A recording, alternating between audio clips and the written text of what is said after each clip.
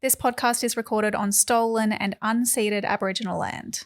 We acknowledge the First Nations and elders of this country, and we join their calls for justice. I have an article for you. I love articles. It was so special that I went to tweet this, and then I was like, no, I want to save it for the podcast. That's really generous. Thank you. It's on the ABC, but I don't think it got national attention because it's like a Gold Coast story.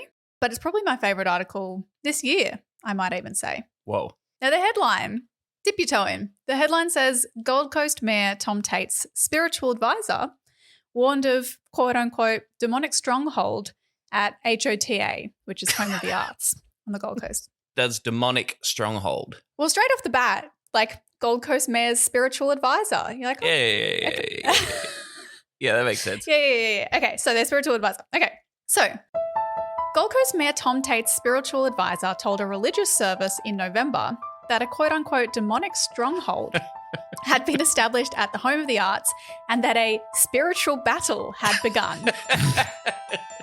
Sue Baines, who was hired as the city's pastoral advisor last month, has spoken publicly. Oh, this is a real job? This is a real fucking job? As the city's pastoral advisor. Yeah. And so she has spoken publicly about her close relationship with Mr. Tate on multiple podcasts and in speeches describing herself as his spiritual advisor. Oh, boy. She has also publicly stated her support and advocacy for the Seven Mountains mandate. Have you heard of this, Tom? No, do go on. There's one mandate I can get behind. No, cut that. Wish I could get a mandate.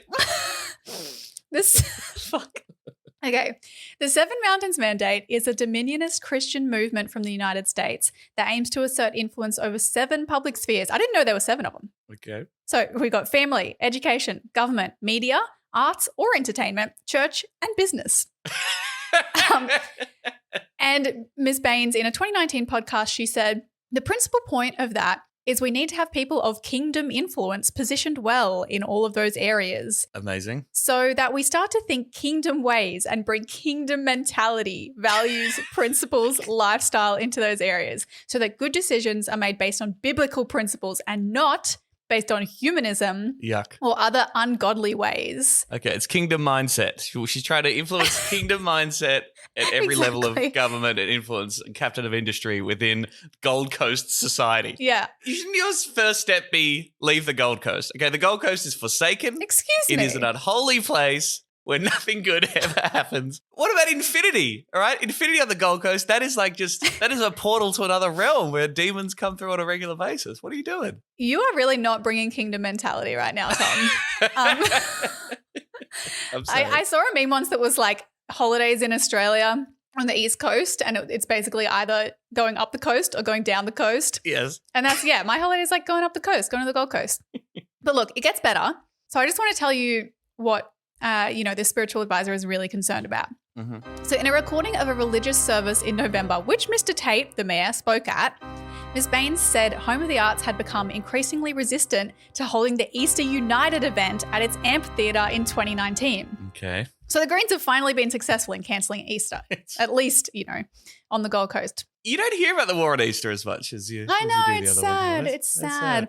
But anyway, apparently because it's kind of you'll hear there's been a demonic stronghold established. So okay, just for non-Queenslanders, there are some people who aren't from Queensland. Emerald, just a reminder, What is the Home of the Arts? It's just like a place where artistic events are held. Okay, it's like an arts precinct on the Gold Coast in Surfers Paradise. And sacrifices and that kind of stuff. And sacrifices and deep underground military bases or whatever they're called. Ms. Baines said she read on Google that the area around HOTA, Home of the Arts, had been the original gateway to Surfers Paradise, making it a place of control. Those of you who know about spiritual warfare understand about gateways, Ms. Baines said.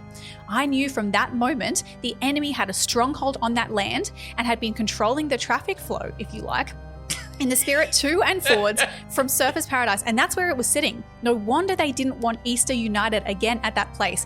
They didn't want to hear God being glorified and Jesus being worshipped again. Ms. Baines said that in a meeting with Mr. Tate about the event, she told him there was a demonic stronghold at HOTA and we need to pray about that and we need to shift it. And he said, we're building a new bridge to Surfers Paradise to Chevron Island, and it's actually going to be built from Hota and go over the river, she said. And he said, why don't we pray and dedicate that new bridge to the Lord and create a new gateway? Ms. Baines said she had blessed the Hota Green Bridge at its opening in February 2020. What? God doesn't need a bridge. He made the world. He doesn't give a fuck about you donating a bridge on the Gold Coast to him. No, but what are you doing? There's a gateway, Tom. It's like you're not understanding. And you need a new gateway. I feel like you don't care. I feel like you don't care right now that there's a demonic stronghold and it's really fucked up. You're right. I'm sorry. I should focus on the demonic stronghold. I got to say, if this is the new conservative angle on cutting arts funding, then I respect it. Okay, like if they are doing it to protect us from the unleashing of devil spawn upon the population, then you're like, okay, maybe that interpretive dance group and the Australia Council should be defunded. Fair enough. It makes sense. I'm just glad we finally get a little drip, just a little taste of like a bit more spicy, kind of religious fever in our politics, because we don't get that so much in Australia. We had like a little, we kind of felt like maybe we had something when Scott Morrison had that mate who was really into QAnon. Yeah. But we're in an election and we don't even have so much talk about, like demon sacrifices and all of that. And we need a little bit more of that. So, this article really made my week. Unless, of course, you count the Australian Christian Lobby, and I had this pegged for our discussion later on. But I don't know if you saw this. Martin Niles is the head of the Australian Christian Lobby now. They're launching a massive campaign to, kick out the ungodly people at the upcoming election, particularly Liberal MPs that cross the floor against religious discrimination amendments. Ungodly. He posted a video in which he sort of said, look, you just got to vote for the people, not the party, all right? Here's the thing. There are good people and there are bad people in all the parties. And that is actually the problem we face in modern politics. Every party is tainted with some bad people and some good people. Well, most of them. I mean, look at the Greens. I'm not sure what to do about that. No kingdom mentality. We are forsaken. Talk about the Greens. That bunch of idiots. If you want the goal for life, free marijuana, vote Greens. These people, these Greens, they are snake oil salesmen. They're a bunch of ratbags and a bunch of idiots, and I've got no time for them whatsoever. Frankly, I've always found the Greens to be a real serious danger to Australia. Serious danger to Australia. All right, let's do it. This is Serious Danger. It's our podcast that we do. It's all about Greens politics in Australia. I don't know if you can hear that in the background. That is my boyfriend using the toilet. Is that audio coming through? We get it. You have a boyfriend. No one can hear it, Tom. Cool. This is not an official Greens Party podcast, both for their sake and ours. And I'm Tom Ballard. That's Emerald Moon. Hi. And thank you very much for listening. This is episode 20, for fuck's sake, Emerald. Episode 20. Whoa. How did we get this far? I didn't mean for it to go this far. So far we've come. Thank you for listening. This is your first time on the podcast. Welcome, welcome, welcome. This week we're going to be having a big old chat about our feels and vibes about the upcoming 2022 federal election, which will be fun and interesting. Election. Hello and thank you to our new patrons, Marissa, James, Garrity, Georgia, Chris, Daniel, and Donde. Thank you for going to patreon.com/seriousdangerau, chipping in a little bit of money. That helps us cover the costs of the podcast. Wow, it's really getting loud now. No one can hear it, Tom. Okay. I have 3 boyfriends and they're all real and they're all upstairs right now. Yeah, okay. They're just out of frame. If you can chip in like $3 a month, $3 or $4 a month, that helps us cover the costs of hosting the website, paying our wonderful producer, Michael. We really appreciate it. Message from Wildwood in the mailbox, Emerald. Hey, Emerald and Tom, thanks for making this podcast. It's inspired me to take the leap and rejoin the Greens in WA and to get over myself and do some door knocking. How about that? That makes me very happy. This morning, I'll be doing my second round ever for the Fremantle candidate, Felicity Townsend. Your podcast is fucking great and really important. Stuff like this gets people like me off our asses to go make the change happen. Thank you, Brother Wildwood. Aww. Thank you for fighting the demons that are out there in this world. Yeah, thanks for bringing that kingdom mentality. You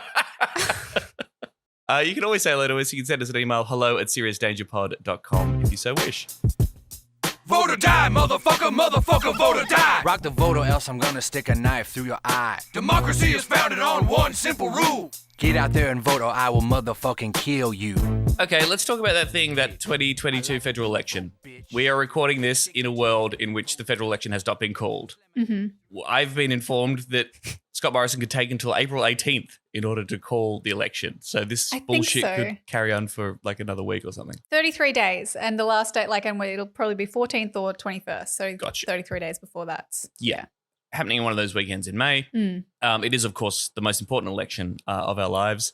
It's going to dominate punditry. And, of course, if you listen to this podcast, you keep it across the news generally. And it's all you're going to be thinking and feeling about for a little while. I just want to do, a little bit of a vibe check about how we're feeling about the election 2022, what we should think about federal elections generally. Emerald Moon. Hi. What's your general vibe on Ozvotes 2022? General vibe. I just love that every election is the most important election ever. Like, we all think That's very important. it's like every generation thinks that their generation is the most important one, and every election we're like, this one's the most important one. Maybe they just grow increasingly important. I don't know. I think it is important because we're facing like existential crises, but maybe I'm just self-important. Who knows?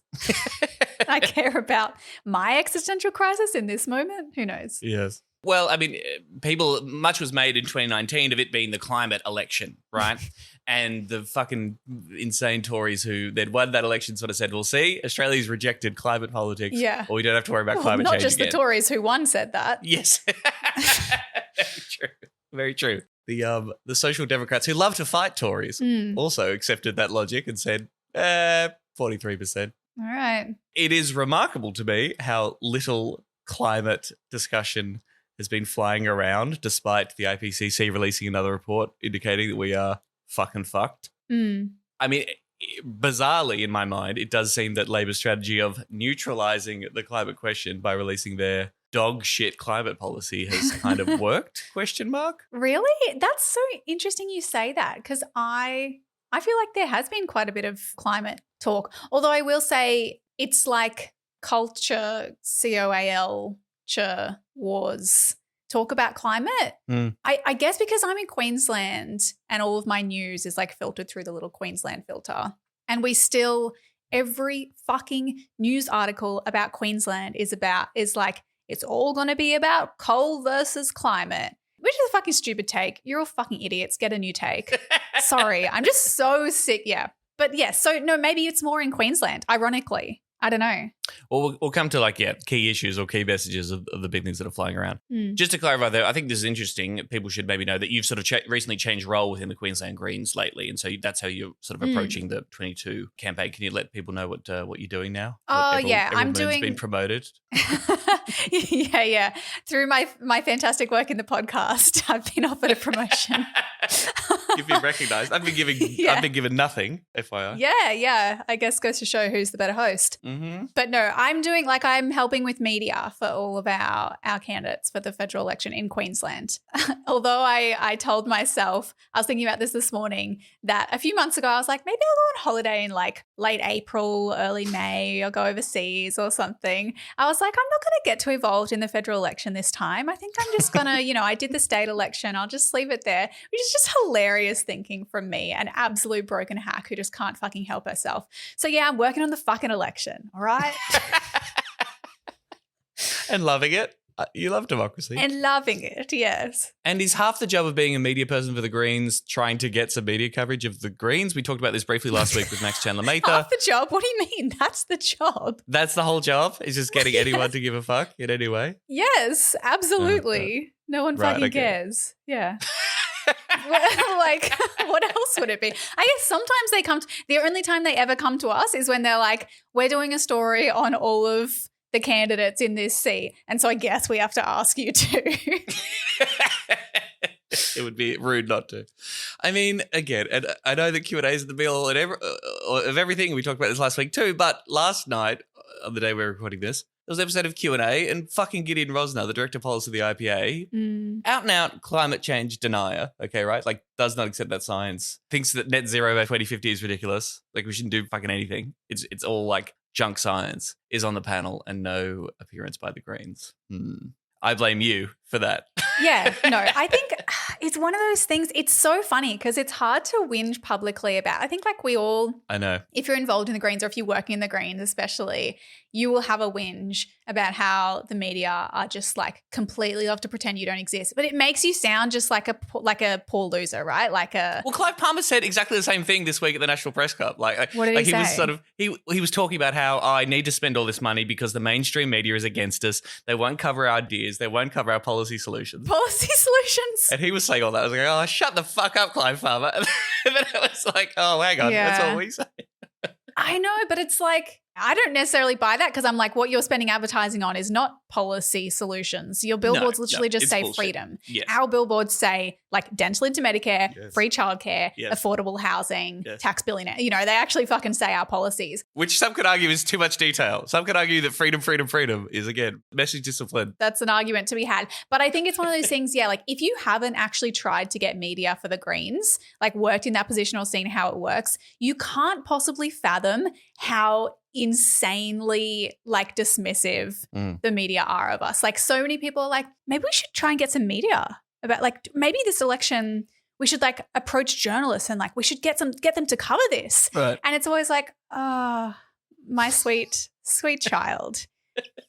They do not fucking care. They don't care. They will simply say, thanks so much. And then they will ignore you. So yeah, it's one of those things. Anyway, I sound like a spoiled brat talking about it. That's the problem.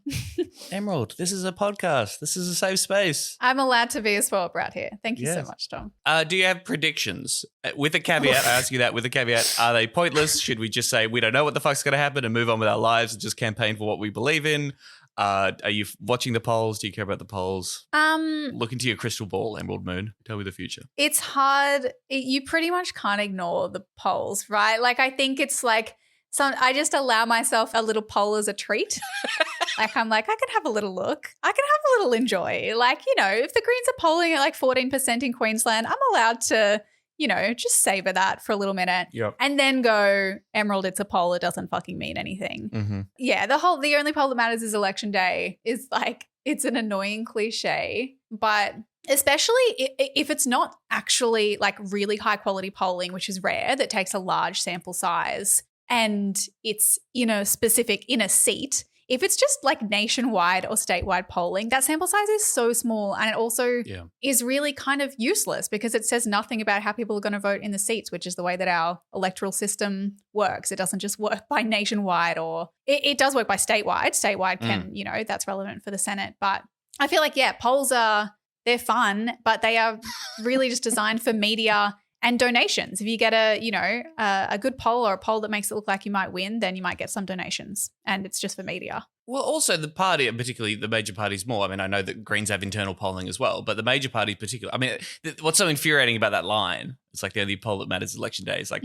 fuck you. I know in the pre-selection battles or the decisions from, say, the National Labour Party when it comes to like fucking making decisions as to who to parachute in or what have you, or those pre-selection decisions or where they allocate resources within the parties, internal polling plays a major role in that, right? Like they look at their chances, they identify the marginals in their internal polling, they identify which of their sitting MPs are in trouble and they redirect resources accordingly. So it's so interesting because I can't speak to other state parties, but I feel like the Queensland Greens don't do that. No, shouldn't. Again, I'm sort of mainly putting this on the major parties who, again, also have more resources in order to do internal polling. Yeah, no, it's true though. They do. Yeah, they really fucking care about the polls. And particularly I think that's part of why Labor ends up so weak a lot of the time is because they're just like obsessed with what the polls say, whereas the Greens, and increasingly so, like the wisdom is unless you are hearing something from people one-on-one in fucking conversations on the door or on the phones and at market stalls, like don't trust it. Okay, having said that, so the idea is these polls and the logic I've heard is that, since 2019 when the polls were all very whiffy and didn't give us a very good indication, there's been a retooling of polling methodology for organizations like Newspoll that has made it more accurate, and they've proven that in, state contests since the 2019 election, which leads some people to believe that, the general polling, which puts Labor substantially in front, although they are narrowing at the moment, has a decent chance of winning. Who cares? Who cares? No, like... Yeah, kind of. I mean, I don't really care. I think I just as well, it's part of my philosophy in elections, and I think this is one of the biggest mistakes that campaigns and people campaigning in elections make is to care about anyone but your own party and your own campaign. So like from my perspective, polls that are like commissioned by someone else that are mostly about other parties, those polls aren't really designed to say anything about the Greens. Right. So for me, I'm like, I just want to know what our volunteers are hearing on the doors. I want to know like what we're doing, what our strategy is to win. I do not give a fuck about other parties or like that discourse which is not designed for the Greens anyway. It's not gonna help us. Right. Like in terms of you don't care about what the Labor candidate is doing on a day-to-day basis. Right. Obviously, you will refer to the other major parties in the general pitch or sort of point out the fact that it's harder to tell them apart and here are the things that they've done and we can't rely on one of the two major parties in order to get the serious change that we need. But that's talking more about the political system broadly. And I think what Max was saying last week, what politics has done to you over the past 10 years. Yeah. Those sort of bigger questions. But in terms of day-to-day election event stuff, just don't give a shit. No, exactly. And getting caught up in constantly, like I think that the media cycle is designed to, have like it sets the kind of frame and it's always within like a two-party system kind of frame.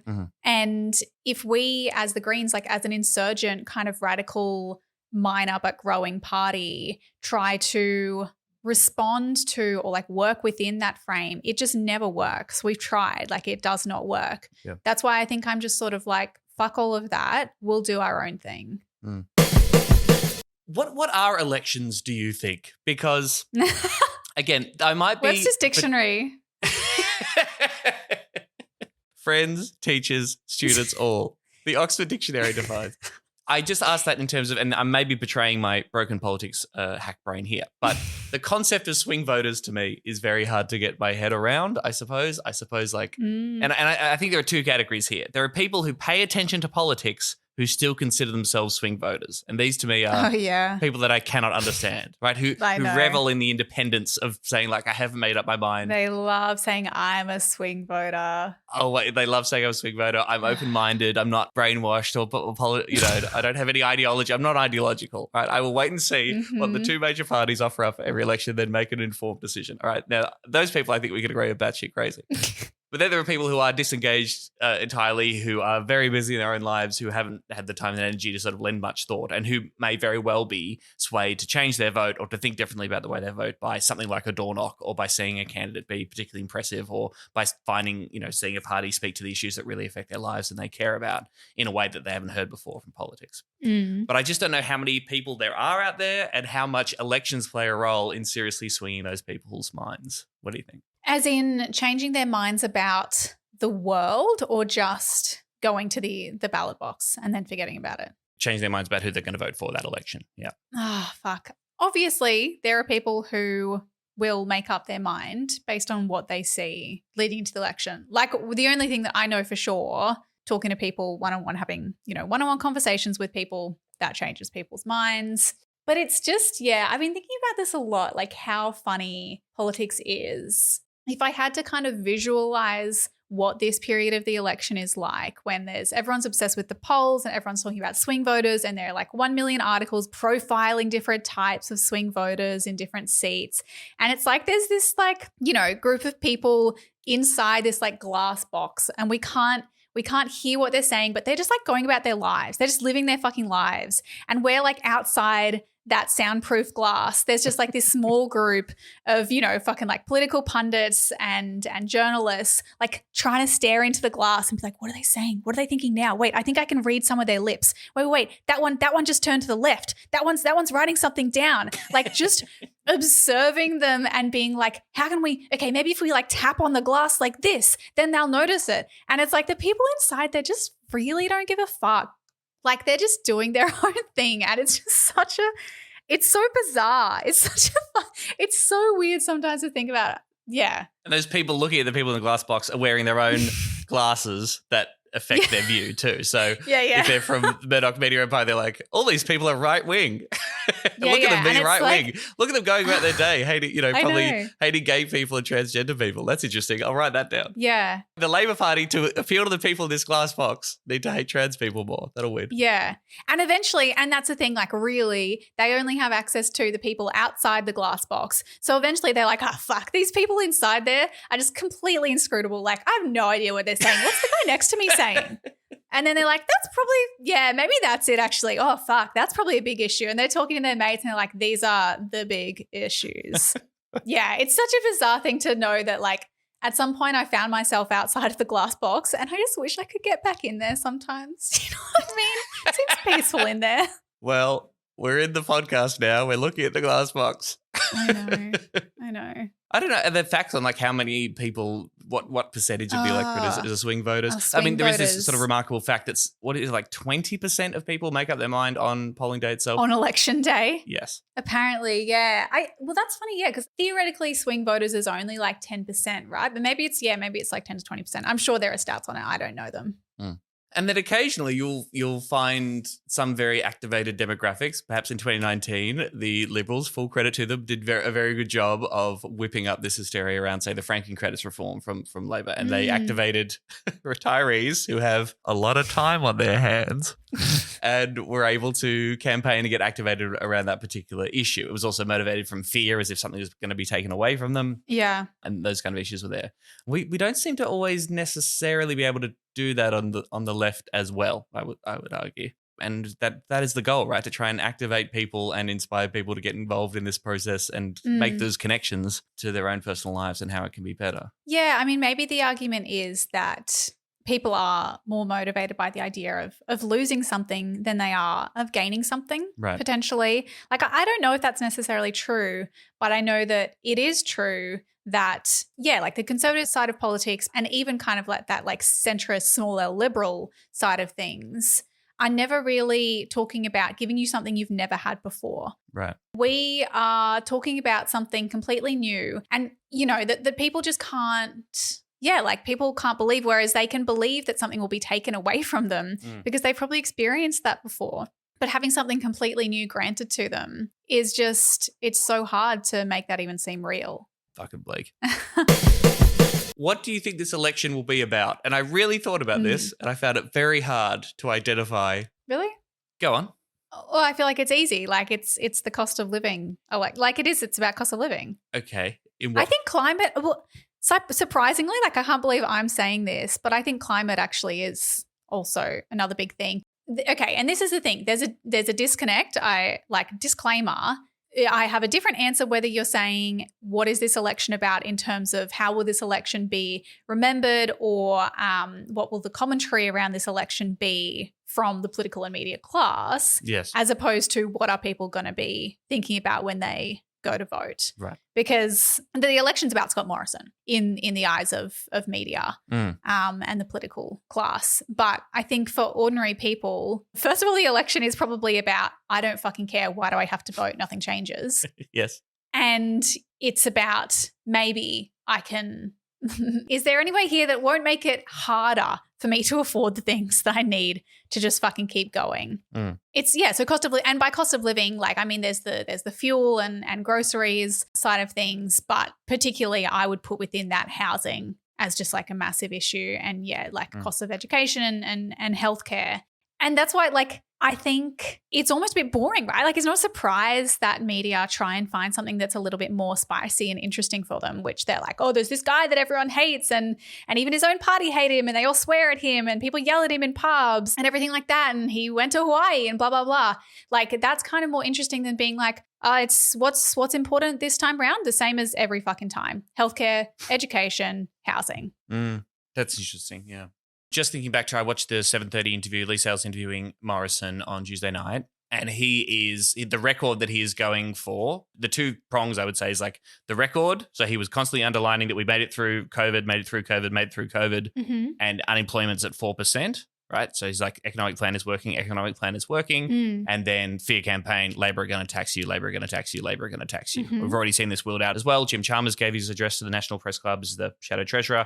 And Morrison was immediately saying Jim Chalmers wants to let taxes rip. He wants a no limit tax policy. We know what they did the last election, $387 billion worth of high taxes. Again, they lost that election and those taxes didn't happen. We told you that these are the sorts of things that Labor would do. Why would you want to get rid of the tax cap if you don't want to increase taxes? I think it's pretty clear. So that's certainly the attack they're going on, wheeling out the same attitude, which once again proving that Labor's decision to back the tax cuts for the rich is completely pointless because, of course, they're going to attack you for that anyway, you fucking morons. Yeah. So those are the kind of issues. So yes, when I say what the election is about, I do mean it's like, what are the major parties going to be trying to identify and steer the conversation back to what is going to be media bait, what will dominate the headlines?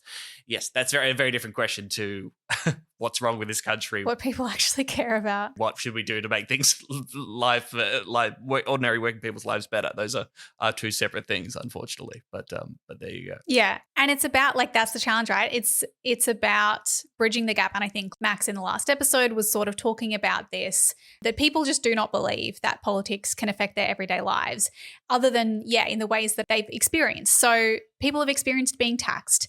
And so that's why, potentially that argument about taxes does work, because that's something that people can go, hey, I've experienced paying tax. I would like to not do any more of that. And that came from the government. I know that came from the government, right? When you talk about cost of living, I do think that people, ordinary people would be unlikely to imagine a solution to cost of living that comes from government that is something that goes beyond the handouts in this budget. You know, the $250 one-off payment for income support recipients or the $420 in the tax rebate. People are like, oh, I guess maybe they could give me a one-off payment. But they have never experienced a government being like, okay, we're going to make this essential service like childcare or uni and TAFE. Yeah, I think in their lifetime, they haven't experienced a government being like, we're just suddenly going to make this thing free forever, or we're going to provide everyone with an affordable home. Like that is so far from the experience that they've had of politicians. And maybe that is that is a big fucking challenge to take on. But I guess that's why, without getting too soppy about it, I'm proud that the Greens are actually willing to fucking try, to try and present a vision of an alternative politics. And even though it's harder because you often have to actually get in front of a human being and talk to them about it for it to get across. And even then it might take a few conversations. But if we don't fucking do that, oh my God, what's the point? Well said, Emerald Moon. Seriously, that was really good. I mean, again, maybe we jump down to old mate the pensioner confronting Morris in Newcastle. This is two promises that you made. You know another promise that you made? You're going to have an integrity commission. I've been to welfare rights, everything. You got the foxes looking after the hen. Speak up for yourself. Good on you, man. Good on you. Because I say that because it seems like part of that mindset is convincing people that they deserve stuff, right? They live in this very wealthy country. There are some people in this country who have extraordinary wealth, almost entirely not due to their effort or their work ethic, or because of their surname, or because of the fucked economic system we live under. And ordinary people's lives could be so much better than they currently are if they were given the things they deserve to live a decent life as a human being in Australia. That was kind of coming through with this pensioner guy who confronted Scott Morrison in Newcastle. Again, the media loves these events when ordinary members of the public, the great unwashed, interact with our elected representatives, and because there's an election on, they have to take it. And I do. There is a part of me that's a bit sadistic, and I do quite enjoy that when a politician just has to stand there and have someone someone curse them out. Yeah. But this particular pensioner was extremely worked up, extremely worried, and angry at Scott Morrison. Wasn't entirely clear exactly where all his beefs lay, but he certainly felt like his taxes were going up as a pensioner. He'd worked all his life. He deserved a good retirement. That seemed to be a vibe. He also said that they didn't succeed on their promise to deliver an ICAC, and he also said, "I'm sick of your fucking bullshit." So that was pretty good. Me too. What did you make of that little interaction with our PM? It's weird. I don't know why. I can't quite put my finger on why it doesn't excite me the way that it seems to excite other people. Yeah. Maybe people just haven't actually spoken to enough people who have that kind of rage towards Scott Morrison, and it's validating to see someone. It's like they finally get to hear someone in the glass box. Sorry to continue the analogy, but it's like they finally got someone to come up to the glass, and they're like, yes, we got one, amazing, and they're saying what we were thinking as well. But I feel like I'm yeah, of course, there are a lot of people who feel this way. I guess it makes good vision. It makes good news.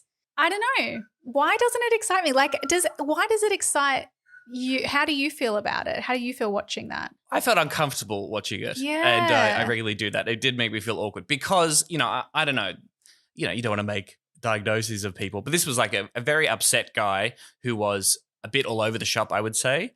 As opposed to, say, when Morrison does the tour of the fire-affected communities and, like, people, like, won't shake his hand or will say, like, you know, this is exactly what you need to do or this is how you've let down my community, right? There's a really specific ask, you know, born out of a very, not a confected anger, but like a serious result of their situation and their dislike of this particular gentleman coming to their communities trying to get political capital out of looking nice, right? Calling that bullshit out is great. You know, the guy who went past Tony Abbott in the supermarket and called him a dickhead. I love that. I do enjoy that. This particular incident was kind of like, I'm not entirely sure, you know, what this guy was going for. And so it was a little bit all over the shop. Yeah. And it's embarrassing. I mean, again, I always think sometimes, this is my hot take, I think Morrison is quite good at getting through this stuff. And in that instance, I reckon a lot of people, certainly the Liberal base, would look at that and would have sympathy for Scott Morrison, having to stand there in front of all the cameras and have someone yell at you in your face. I think that automatically goes to, oh, it's a really tough job. People hate you when you're the Prime Minister. He's just doing the best he can. I actually think that could work the other way myself. Yeah, that's an interesting point. Like it might. It does make me think, does that kind of reinforce this idea that just the job of the politician is to just kind of go around and take it from people and stand in front of the camera, and sometimes people will give it to you and then you just go back and keep doing the same thing? I like to be clear, because this is the thing, when I was watching it and I was like, I'm not really enjoying this that much. And I was like, am I just doing civility discourse right now? Like, am I like tone policing this like poor pensioner? I don't know if that's the thing. And I don't think it's that. Like, I'm like, yeah, he can fucking yell at I don't give a fuck if he yells at the Prime Minister. Like, I'm not mad about that. No. But it just, I don't see how that changes the course of the country, I guess. Yeah. Look, anything that, again, highlights the gap between the political class and ordinary people is probably good. In the UK politics, just fucking batshit. The Chancellor is Rishi Sunak in the UK. And there's this massive cost of living crisis in the UK as well, and the price of fuel is insane. He got photographed filling up a car at the Bowser, and it was, I don't know anything about cars, but it was like an ordinary car was worth about £7,000 sort of thing. Okay. And it turns out the car didn't belong to him. It actually belonged to an employee at the Tesco's that he was just like filling up the pub for the photo shoot. And it turns out he owns like a Lexus and 2 other cars for the 3 mansions that he owns and stuff. Amazing. And, you know, he's out on the radio, you know, talking to people calling in, being like, I can't afford rent. I can't afford food for my kids. And he's like, yeah, no, I hear you. You know, I've got a family too. The cost of living crisis is really tough. And I think even in class-riddled the UK, like that's cutting through as absolute bullshit. On the reverse was Anthony Albanese at a presser in Perth. Did you see this one? Oh, yeah. Yeah. I've got a tough question. Hang on. Right, sorry, we can't. I've got a tough question. Are you up for it? I'm absolutely up for it. Okay. And sorry, we can't really do that. The protocol, the Media Alliance will be a bit upset if we. I don't think the media will mind at all. I Take. said, are you up for it? Are you up for it? I'm absolutely up for it. So Yeah. My question is, No, we're just taking questions from journalists because that's what you do at a press conference. Guy steps up to the microphone and wants to ask Albanese a question, and he says, are you up for it? Anthony Albanese says, yeah, I'm up for it, and then refuses to take his question. He like repeatedly says, yeah, I'm up for it. And then he's like, It's like he's almost like doing the, you know, like someone's about to get in the car and you kind of like drive the car forward a little bit. It's like he's like trolling him. He's like, yeah, go ahead. And then as he starts talking, he's like, And he's like, no, go ahead. And look, I'm sure the guy's question was fucked. Yeah, I think so. Didn't he show up in... And it was clearly designed as a gotcha. Yeah. But I think you look way worse trying to dodge the question, particularly when you're saying, yeah, I'm up for the fight. I'll take you on. And then going, yeah, we're only accepting. You need a little like lanyard in order to ask me a question. That's the rules. Yeah. No, don't you know fucking common courtesy? What I will say is I was looking at some journalists' Twitter recently. Like, I don't know how recent this was, but they were tweeting about that they were at a press conference. Maybe it was the announcement about additional like public money for gas that the LNP made in central Queensland. And a group of climate protesters were there disrupting the press conference, which, you know, a fairly common tactic to like disrupt press conferences, right? Yeah. And the journalist was like, look, like I understand where you're coming from, but this does absolutely nothing but disrupt journalists just trying to do their job and report on the announcement. And I'm like, oh, sweetie baby, like that's so awful. But also you're literally fucking reporting on the fact that the press conference was disrupted. Yes. So like to say that it's not an effective tactic, and all it did was kind of slow down your reporting of the announcement, and to then go ahead and like tweet the full video of the disruption and your commentary about it and whether it was effective. Like, actually, that looks like a very effective action to me. So, yeah. How else will you get information about a new policy announced by the government? Will you maybe just look at the press release that they put out, which you may as well do anyway, if you don't go to these press conferences asking actually difficult questions about it anyway? Fucking hell. But yeah, it makes me think about like, it's so funny that journalists are so kind of used to the quite weird media reporting system that we have, particularly in politics, where everything is like prearranged and you have these relationships between media and politicians as to how information is conveyed. And it's like, look, there are established protocols, and I go to the press conference when they tell me to go there, and then they tell me the thing, and then they report that. And anything happening like outside of that structure is like an assault on their journalistic ability, and they're like, wait, something is happening next to the press conference. This is not right. It's against the rules. I'd love to see the recording of like reporting on the civil rights struggle in America in the 1960s. It's like, you're not allowed. Actually, don't sit at that right counter now. because Did you call a press conference for this? the rule is that you're not allowed to sit at that counter. So you should write a letter to the editor and then we'll publish your views. Yeah, sorry, the newsroom doesn't have this in the calendar. Stop sitting down. Move along.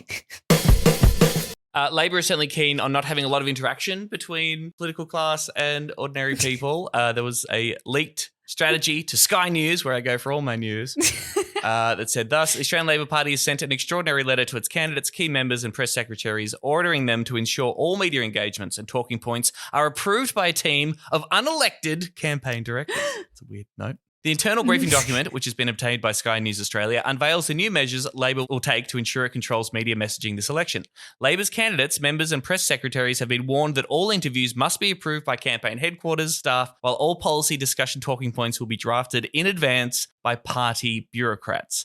Candidates will also face limitations on doing stand-ups in their electorates, with party bosses warning not all public appearances will be approved. So they're tightening it. They want to make sure that there is message discipline. There will be no wacky candidates going out there with their views or, suggestions of unapproved events. It's a very centralized system.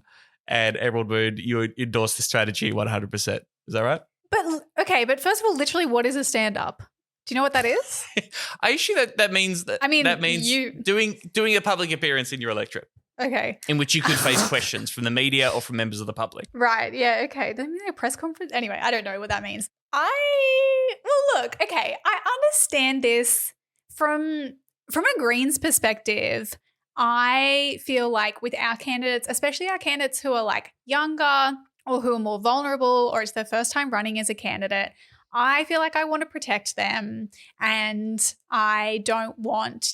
I would feel a bit weird about not having any view over all of the media that they're doing, because like the media will fucking attack them for really shit reasons. And we have had media like go after volunteers, let alone candidates, for things like taking fucking sick leave from their job. Yep. So from that perspective, that's where I would be coming from if I would be like, please, I want to help our candidates with all the media stuff. But I'm never really worried that a candidate for the Greens, in Queensland at least, which is, always my frame, but I'm just not worried that they'll go in front of the media and say something that's contrary to our positioning. Like they might say something that's not, the key things we want them to emphasize, but I don't think they're going to say something that goes against our policy. But what I think is interesting is there's such a disconnect between the Labor membership base and supporter base that I reckon it's probably more likely that, they will have a candidate who'll go in front of media and be like, actually, I do support phasing out coal, or, I think we need stronger climate action, things that are inconsistent with their policies.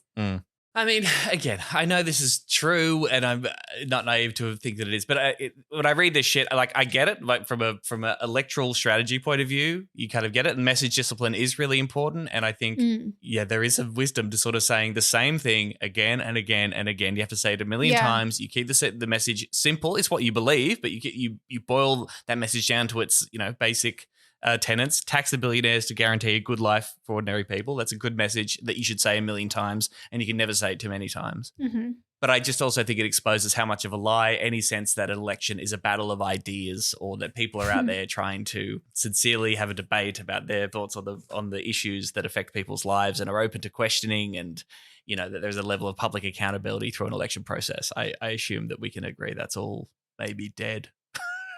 Yeah, maybe. Not entirely dead. I mean, there are still candidate forums. There are still some instances. There are still like a handful of TV events in which ordinary people can ask questions of the candidates and sort of maybe prod people a little bit in a very tightly controlled environment. But, you know, it's kind of a propaganda exercise and who has the best propaganda for 6 weeks. Well, yeah. I guess if you're thinking about it like that. I think the forums thing is interesting. Labor are like notorious from what I've heard for just not letting their candidates do forums, like normal candidate forums during an election. Incredible. A lot of the time they just won't show up, which is, quite remarkable. And Greens candidates always do the best in forums anyway. I always say this. Like, we do the best because finally, when you're given like an even platform to actually just speak to people about policy, surprise, surprise, the Greens always come out looking the best. Fucking hell. I love if people try to pretend we don't live in like a two-party system, like we live in a multi-party democracy and just it's always leaders debate. It's always like the leaders of the two major parties and there's no room whatsoever for any other parties outside of that. Yeah. Yeah, it's very cool.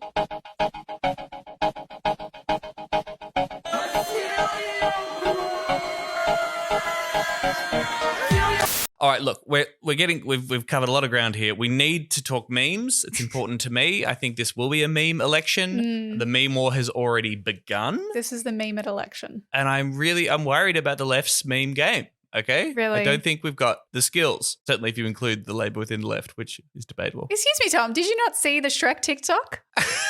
What's the Shrek TikTok? Wait, are you serious? I haven't seen this. No, go on. Yes, you have. It's got Adam Bant standing in front of Parliament and he is like nodding and it's like announcing the new Greens candidate. And then it goes, Material Girl. And then it has the sexy Shrek over Parliament House. Are you serious that you haven't seen this? I haven't seen it. I'm not on TikTok. This went fucking viral. This is an Australian Greens TikTok. Okay, well, I like that. Well, the Australian Greens memed the pensioner guy confronting Morrison too. He was did they? All Australians yelling at Morrison. Wow, so true. He speaks for all of us. Literally me, Japoy. I've seen a meme from WA Labor, which features on the left, you've got Emma the Yellow Wiggle. And under her, it says, resigns when no one wants them to. So true. And on the right is Christian Porter. And it says, won't resign when everyone wants them to. Yeah, that's true. That's a funny meme, I guess. The Liberals posted an image of Anthony Albanese sitting on the Forrest Gump bench with a suitcase labelled taxes. Above it in text, it says, Mama always said voting Labor was like a box of chocolates. You never know what tax you're going to get. I like that one. You like that one? You like all the memes. What? Let them have their memes. Let them have the memes. The big whoopsie, of course, came from Jim Chalmers, Shadow Treasurer, this week when he posted a meme that says compare the pair. He's going with this compare the pair. That's not a meme. Is that a meme? Well, it's like it's an ad. Piece of propaganda, I guess. Yeah. Yeah. As compare the pair, average unemployment under Labor it said 5.7% and under the Liberal Party it said 5.1%. People pointed out that that's bad for Labor, and he quickly deleted and then reposted it with the numbers swapped around, which is average unemployment.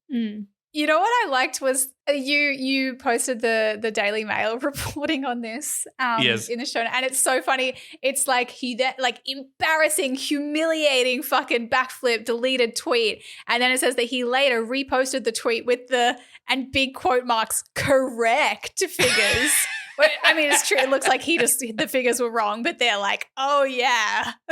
The correct figures. As if you could trust anything this guy said. He's probably just using ABS statistics. Like, it's probably quite accurate. It's quite, I love the Daily Mail. I like the Daily Mail now. The Daily Mail did a big write-up of the Greens policies, and it's like fucking awesome. Like, they just sum up everything. I love these. Legalize weed. They want to get dental into healthcare. They just say that they will spend billions by taxing the rich. And I'm like, yeah, absolutely. Go off, King. You're correct, Daily Mail. Yeah. Probably the most comprehensive coverage of the Greens platform that I've seen so far from any media outlet. So Thank you, Daily Mail. Yeah, we worked hard on that one. That was good. Yeah, great positioning. Great drop of a story. Yeah, exclusive. Some other batshit stuff that we've just seen around the place. I do think whatever you think about the election, it's definitely going to be batshit. People have lost their minds over this past week. I think we agreed. Just Australian politics has gone truly off the deep end. People are absolutely insane. Advance Australia, which is that like right-wing lobby group, the right-wing response to Get Up, has already had the van going around the place with Chinese President Xi Jinping casting a ballot for Labor. It says the CCP says vote for Labor. So expect a whole bunch of more xenophobia over the next couple of weeks. Clive Palmer said that his UAP is going to be spending $70 million total on political advertising by the end of the campaign. Last time was around $80. He says it's cheaper now because circulation is down. So did you say $80? Do you mean 80 million? $80 million, yes, $80 million. It was $80. Last time we spent $80 on advertising. Yes. He said $80 million. He said it's cheaper now because circulation is down. Okay. He also said that United Australia Party founder Clive Palmer says he'd put the Greens ahead of the Liberal and Labor parties in the upcoming election. From my personal perspective, I think I'd put the Greens ahead of Liberal and Labor. That's my personal perspective, because they haven't been in government and they haven't been responsible for this debt. And the debt we see is causing the main problem in Australia. So, like the ABC, I'd be putting the Greens ahead of Liberal and Labor. Okay. I'll take that as comment. Yeah. All those calls to Clive Palmer, our deal finally went through. Finally. We did it. We don't know if that means that they will put Greens above the majors on their fucking how to votes. I wouldn't be surprised if they run an open ticket or they don't. It's just Clive, and he'll be like, I was just saying personally, I'll put the Greens above personally. them. Yeah, he's sort of like, I'm not the leader of the party anymore. Love that. Like, I guess Craig Kelly is the leader, and I guess there are democratic processes behind the United Australia Party in order to figure out policy positions and preferencing decisions. But are there? Apparently. Doubt it. This is what his implication was like, hey, I don't make all the decisions. Sure, I'm putting up $70 million in order to fund the election thing. But hey, I'm just a member like everybody else. Sounds like you're getting fucked, Palmer. I'm putting up $70 million for something. You better do exactly the fuck what I say. There's going to be, of course, some incredible Twitter game, particularly from Labor drips and Labor hacks, particularly when they get into body language. Now, this has been a recurring theme on the podcast. I love the body language experts. I love the feedback and the insight. This is an account called Sarah Jade. This is someone watching Scott Morrison's interview with 6 News with Leo Puglisi, I think his name is. This Year 9 student who has set up his own media station and got a 20-minute interview with the Prime Minister. We love Leo. Very impressive, remarkable. I Incredible. haven't watched the interview yet, but I'll get to it. Anyway, Sarah has, and she says, ScoMo body language on 6 News. Twice on economic security, body language shows weakness. Ooh. Grabs nose, a lie. Grabs nose, a lie. Is that because it's like Pinocchio? Sorry, go on. Sorry. False tie, adjust, loses his alpha, tries to ratchet it up, a lie. Smirks. Young people and trust, smirks, leans away from that which we dislike. Mouth covers scratching, and then just all in caps. Liar. Holy shit. I I said at the start of the show, I was like, oh, we don't have as much of the QAnon stuff, but that's I think the QAnon hasn't really kind of taken hold in the conservative side of Australian politics where it belongs. But there's QAnon-esque baking just rife in the Labor Party. Oh, big time. I absolutely love it. It's so trust the plan, secret hidden messages. It's fucking epic. I mean, yeah, because that's the thing, right? They say that, conspiracies really take hold among groups who have kind of just lost complete hope and been so let down and abandoned by people that they hope will look after them. And who fits that description better than Labor Party supporters? Yeah. Alienated Labor member, yeah. Oh, God. All right, we'll wrap it up. But I guess maybe on a final note, we touched on this briefly on an episode in the past too, but there is this nugget of Australian political wisdom, which is that when people want to change the government, when the Tories are in power and people want a Labor government, it is a harder battle for the Greens to gain much ground.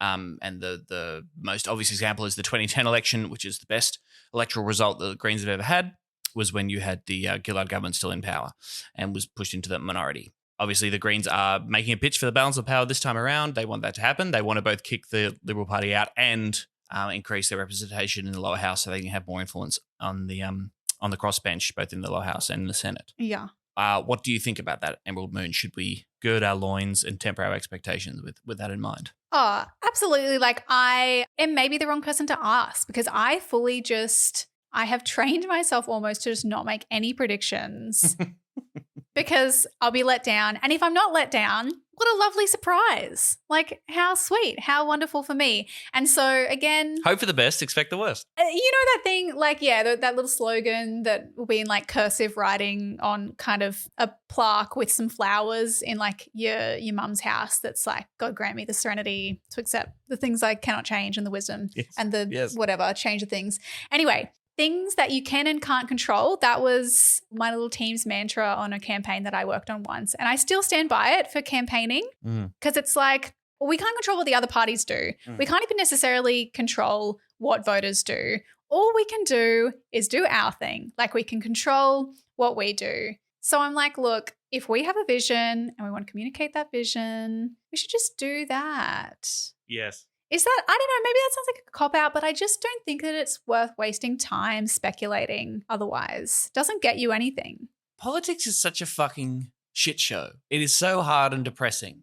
I cannot imagine doing it and being involved and engaged, fighting for something I didn't believe in. Yes. Like, I just, like, the only thing that gets you through is being like, this is better. This is what I believe in. This would sincerely make the world a better place. Yeah. This is not a compromised version that's tinkering around the edges that won't actually improve people's lives. This is like what the science tells us we have to do. This is what morality tells us we have to do. This is what actual, like, decent economic sense says that we should do, right? Is to make ordinary people's lives better, and like any kind of just system should provide that decent life to people in society. I if you're not hanging on to that and fighting for that every day, I honestly have no idea how the fuck people get through it. And I tell you what, like on election night, you know, I think about 2019 election night, it was heartbreaking watching the Liberals win. That really was heartbreaking, but I can't imagine how much worse I would have felt, knowing that I hadn't just put everything in to fight for the things that I believed in. Right. And that was also because, I think I was particularly just like, oh, wow, I really believed that I knew what was going to happen and I didn't. And so this time I'm like, look, I don't know what's going to happen, but like, I feel like I'm going to get soppy again, but it's just, I just know that I'm going to be in a room full of my comrades who I fucking love, who like worked their asses off to fight for a better future. And that just makes me happy. That's great. Maybe the real election was the friends we made along the way. I also think, and I don't want to like this to sound like, you know, sour grapes or like being a sore loser or what have you, even before we haven't even lost or the election doesn't even fucking happen. Who knows what's going to happen, right? We don't know. But I also think it's important to remember and hang on to the fact that while our election system is a whole lot better than a bunch of others around the world, it's very easy to imagine a much worse society we live in with like shittier democratic processes. You know, there are a whole bunch of shortcomings and democratic deficits within the Australian electoral system that can drive you insane, I think. You know, the fact that the Greens average 10% of the national vote and get one house in the House of Representatives. We could have multi-member electorates. We could have proportional representation that would actually give a better indication of voters' preferences across this country. That would be better. The Senate is a fundamentally anti-democratic institution. The way it was set up at Federation to protect states' rights, I think, really distorts the way that our system works. Factor in, you know, the way the media reports on the election, the toxic influence of money in our political system, things like the Constitution and Section 44, which discounts people from running. Think of all the people that can't run as candidates in this country because of like structural barriers. So again, I don't want to, you know, sound like a ultra leftist whinger. I just think that that's important.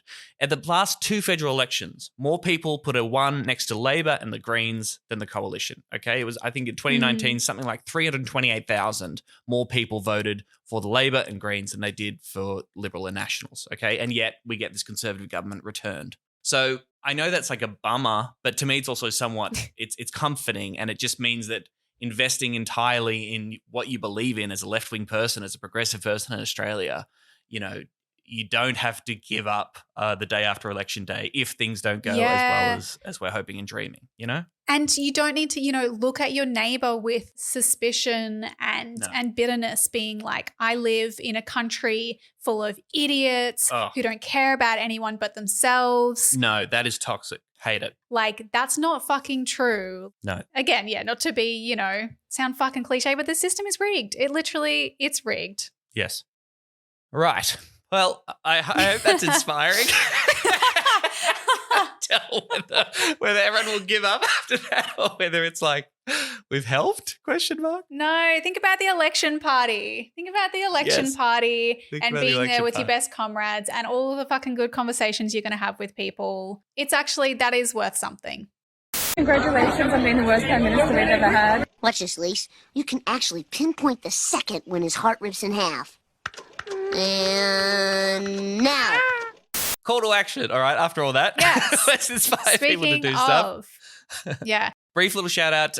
People might be interested. Adam Band is giving his National Press Club address on Tuesday. This is coming up. This is talking about the Greens' balance and power. This is big little pitch. Hopefully he gets, as much coverage out there as Clive Palmer did. Adam's vaccinated too, FYI. So that's just another cool thing.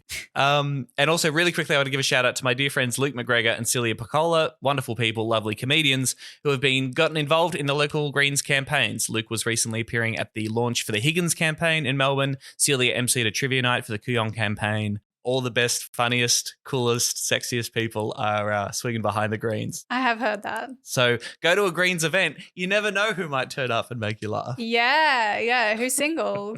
Just check greens.org.au/events and get an event for you. Indeed. Greens people are better looking, I do find. Ooh. Oh, yeah. And in terms of a specific call to action, something that you should do this week or in the coming week to help the Greens. Big one right now is call supporters. So supporter calling. Basically, we have a list of people who have said that they want to volunteer for the Greens or who have volunteered for the Greens in the past. And right now, all of the campaigns and the branches across the country will be doing little calling parties or giving people lists of phone numbers to call and be like, hey, you know how you said that you were going to do that thing and that you like us? Awesome. Please sign up for a shift on election day or whatever else it is. Mostly it'll be, filling booths for most campaigns.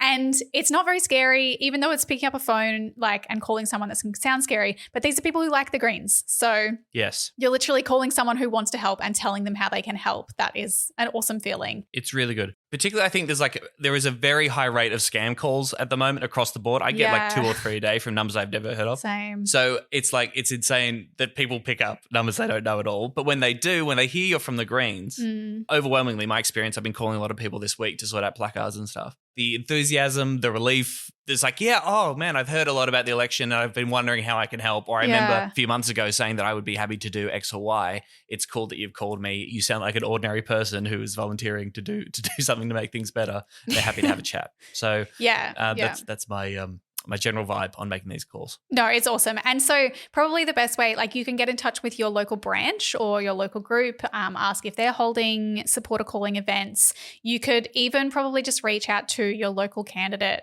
whether it's by email or social media is another way to do it. If you sign up via the greens.org.au/volunteer link, you may get a call and then be able to get involved and do that. But honestly, at this stage of the campaign, I would just be the quickest way to your branch or campaign, just ask them how they can, put you to work doing calls. And if you don't know who your local branch or candidate is, if you just Google something for me, I would Google Queensland Greens branches or Queensland Greens candidates, and there'll be a Greens website with all of those things and usually contact details. Do it, comrades. Do it. Serious Danger is produced by Michael Griffin and made possible with the help of the Green Institute. Rate and review the show on Apple Podcasts, 5-star review. That really helps us, spreads the word, or whatever app you use to listen to the show.